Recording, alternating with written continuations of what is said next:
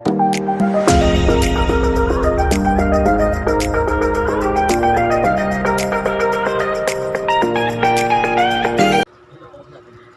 day, everyone. I'm Jocelyn Villanueva Tuldanas, a teacher student from LSPU LSC. For this video, I'm going to discuss to you about the study of patterns of human development, especially focusing on the cognitive, biological, social, moral, and emotional development of child and adolescent learner. For you, what is your own definition of childhood, adolescent, growth, development, heredity, and environment? For me, the meaning of childhood is time for a boy or girl from birth until he or she is an adult. Period of time from infancy to the onset of puberty. Also, the meaning of childhood is the most fun and memorable time of anyone's life. It is the first stage of life which is enjoyed in whatever way we like. Besides, this is the time that shape up the future. The parents love and care from their children and the children to the same too. Adolescent is the period of transition between childhood and adult. Children who are entering adolescence are going through many chances like physical, intellectual, personality, and social development. Adolescents begin at puberty, which now occur earlier on advantage than in the past. Growth refers to a quantitative change in the individual as to progressive of chronological age. It may refers to increase in size, height, or weight. An example of growth is a wild teenager girl becoming much calmer in her late 20s and a boy getting an inch taller between age of 14 and 15. Development, a progressive series of change of an orderly and coherent type of leading of an individual maturation. Example of this is the type of development would include a 6 weeks old baby smiling, a 10 months old baby knowing how to take turn in a games at school, and this is the child ability to both understand and use language.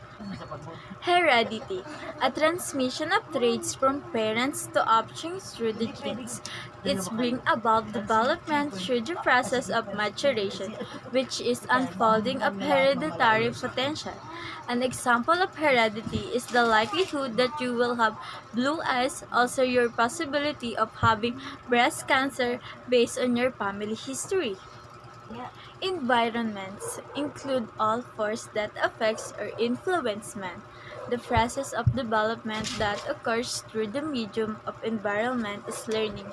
Example are the mother use of drugs or alcohol, verbal or bacterial disease, and direct traumatic injury to the fetus, the air the child breathes, the nutritional value of foods that children eat, exposure of conditions that leads to disease, accident, or injury, including child's abuse and neglect. Why do we need to study development? Perhaps most importantly, studying human development makes it easier to stop possible signs of troubles. From problems with cognitive, social, and emotional development is early childhood to struggle later in life. Being able to identify potential problem is important. Also, to understand mechanisms that produce human behavior to our nature and to ourselves. What is development? It means change over time. More specifically, development means predictable change that occur in struggle of function and over the lifespan. Lifespan is infancy is 0 to 2 years old, early childhood is 2 years old to 7 years old, middle childhood is 7 years old to 12 years old, adolescent is 12 years old to 18 years old, young adulthood is 18 years old to 40 years old, middle adulthood is 40 years old to 60 years old, and lastly, older adulthood is 65 years old and up. Also, development is a good for people to enjoy basic human welfare such as clean water, accessible to health care facilities, collective and disposal. People living in the development country usually have a longer life expectancy than the people living in the rural area.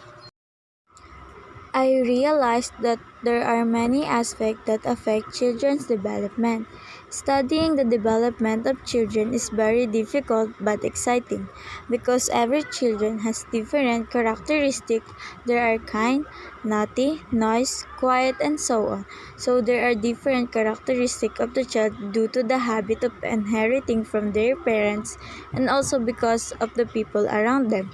Children are curious of everything around them. Children are the one that you need to guide on how they manage themselves to become a good person in the future. As a teacher student, I will share with others what I have learned in the lesson as a children and adolescents learner, and I will make them understand that the development of the child is not to be feared but to be studied and loved.